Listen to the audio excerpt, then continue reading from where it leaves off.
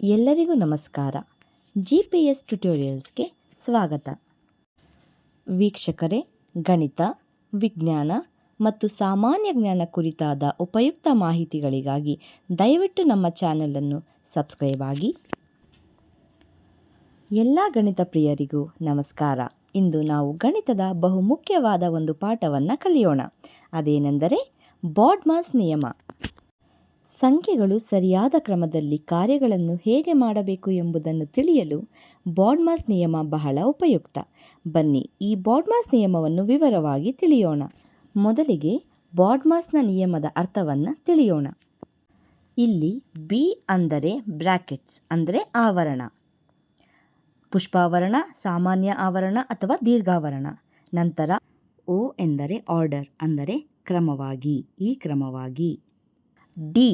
D ಎಂದರೆ division ಅಂದರೆ ಭಾಗಿಸುವುದು ಎಂದು ಅರ್ಥ. ನಂತರ ಎಂ ಅಂದರೆ ಮಲ್ಟಿಪ್ಲಿಕೇಶನ್ ಅಥವಾ ಗುಣಿಸು ಎಂದು ಅರ್ಥ. ನಂತರ ಎ ಅಡಿಷನ್ ಸಂಕಲನ ಕೂಡುವುದು ಎಂದು ಅರ್ಥ. ನಂತರ ಎಸ್ ಸಬ್ಟ್ರಾಕ್ಷನ್ ವ್ಯವಕಲನ ಕಳೆಯುವುದು ಎಂದು ಅರ್ಥ.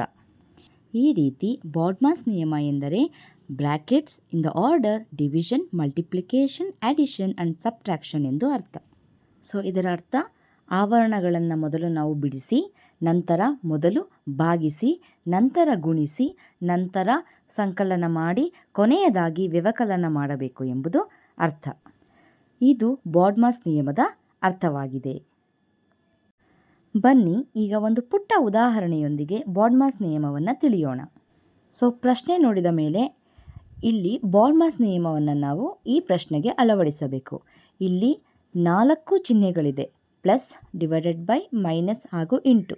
ಸೊ ಬಾಡ್ಮಾಸ್ ನಿಯಮದ ಪ್ರಕಾರ ಮೊದಲು ಡಿ ಅಂದರೆ ಡಿವಿಷನ್ ಭಾಗಾಕಾರವನ್ನು ಮಾಡಬೇಕು. ಸೊ ಇಲ್ಲಿ ಯಾವ 2 ಸಂಖ್ಯೆಗಳಿಗೆ ಭಾಗಾಕಾರ ಮಾಡಬೇಕು? 9ಅನ್ನು 3ರಿಂದ ಭಾಗಿಸಬೇಕು.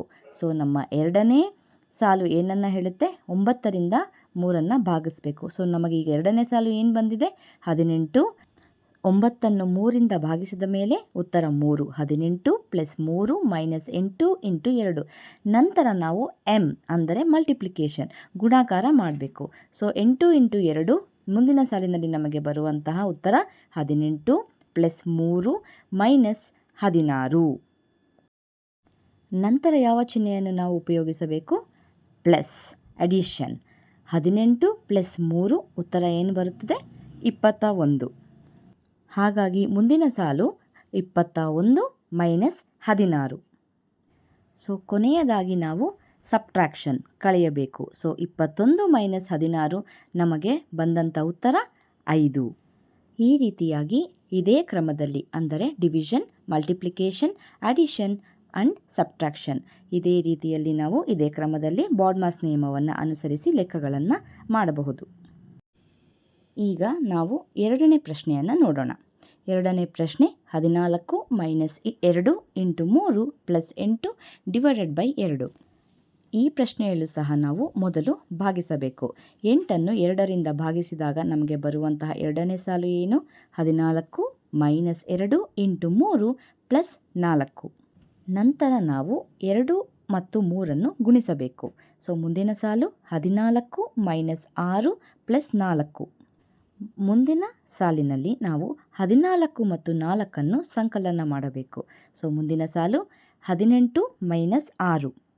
ನಂತರ ನಾವು 18 ಮತ್ತು 6ಅನ್ನು ವ್ಯವಕಲನ ಮಾಡಬೇಕು. ಸೊ ನಮಗೆ ಬಂದಂಥ ಉತ್ತರ 12.